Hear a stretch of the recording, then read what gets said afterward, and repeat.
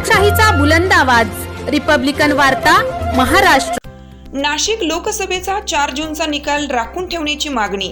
आझाद समाज पार्टीच्या वतीनं निवडणूक आयोगाकडे केली निवेदनाद्वारे मागणी।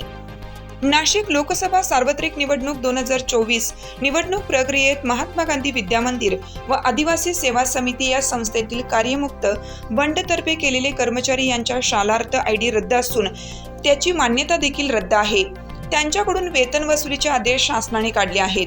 अशा कर्मचाऱ्यांना निवडणूक प्रक्रियेत सामावून का घेतले याची तक्रार आझाद समाज पार्टीच्या वतीनं निवडणूक निर्णय अधिकारी नाशिक व शिक्षण अधिकारी माध्यमिक यांच्याकडे विचारणा केली असता उडवाउडवीची उत्तरे देत असून संबंधित कर्मचारी हे कार्यमुक्त असून त्यांची संस्था राजकीय वलय असलेली संस्था आहे। अशा कर्मचाऱ्यांकडून मतदान केंद्रावर गैरप्रकार झाला असल्याचा संशय व्यक्त करण्यात येत असून या कर्मचारी निवडणूक कामकाज केल्याचे मानधनही स्वीकारले आहे। या कर्मचारी मुख्याध्यापक संस्था चालक यांची चौकशी करून फौजदारी स्वरूपाचा गुन्हा दाखल करावा। तसेच यामध्ये एकूण 48 कर्मचाऱ्यांची नावे आझाद समाज पार्टीकडे असून तसेच हे कर्मचारी ज्या केंद्रावर कार्यरत होते त्या मतदान केंद्राची चौकशी जोपर्यंत होत नाही तोपर्यंत 4 जून रोजीचा लोकसभेचा निकाल राखून ठेवावा, अशी मागणी निवडणूक आयोगाकडे आझाद समाज पार्टीचे अध्यक्ष राष्ट्रीय अध्यक्ष चंद्रशेखर भाई आझाद यांच्या नेतृत्वाखाली उत्तर महाराष्ट्र युवा अध्यक्ष मुकेश दौलत गांगुर्डे यांनी केली आहे।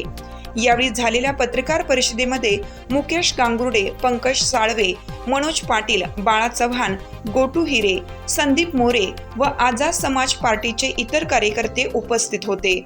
नाशिक लोकसभा सार्वत्रिक निवडणूक प्रक्रियेमध्ये जिल्हा परिषदेअंतर्गत ज्या संस्था आहेत आदिवासी सेवा समिती आणि महात्मा गांधी विद्यामंदिर या संस्थेतील 48 कर्मचारी आहेत ज्यांच्या शासनाने मान्यता रद्द केलेली आहे, त्यांच्या शासनाने शालार्थ आयडी रद्द केलेला आहे, त्यांची गुन्हेगारी पार्श्वभूमी आहे। म्हणजे जे खाजगी सम आहे त्यांच्या शासनाचा त्यांचा काही संबंध नसताना अशा 48 कर्मचाऱ्यांना शासनाने किंवा संस्था चालकाने निवडणूक आयोगाकडे त्यांची नावं देऊन त्यांच्या मार्फत निवडणूक कामकाज घडवून आणलेले आहे। परंतु हे शासकीय कर्मचारी नसून ते खाजगी सम आहेत, त्यांच्यावर विविध स्वरूपाचे गुन्हे दाखल आहेत। अशा असताना सुद्धा त्यांना निवडणूक काम कसे देण्यात आले हा आमचा प्रश्न आहे। आम्ही आमच्या आझाद समाज पार्टीच्या वतीने वेळोवेळी निवडणूक निर्णय अधिकारी नाशिक यांच्याकडे तक्रारी अर्ज दाखल केला। त्यानंतर जिल्हा परिषद शिक्षणाधिकारी माननीय प्रवीण पाटील साहेब यांच्याशी संपर्क साधून त्यांना वेळोवेळी तक्रार अर्ज दाखल केला, वेळोवेळी निवेदन दिले, परंतु आमच्या तक्रारीची कुठेही दखल घेतली नाही। आणि जे बोगस मान्यता रद्द झालेले बोगस कर्मचारी यांच्याकडनं कामकाज करून घेऊन त्यांच्या मार्फत मतदान केंद्रावर बूथ केंद्रावर काही गैरप्रकार झालेला आहे असा आमचा संशय असून त्यांच्यावर त्यांची चौकशी होऊन त्यांच्यावर फौजदारी स्वरूपाचे गुन्हे दाखल व्हावे आणि जोपर्यंत त्यांची चौकशी होत नाही तोपर्यंत 4 जूनचा जो निकाल आहे नाशिक लोकसभेचा तो निकाल राखून ठेवा अशी आम्ही निवडणूक आयोगाला मागणी करत आहोत।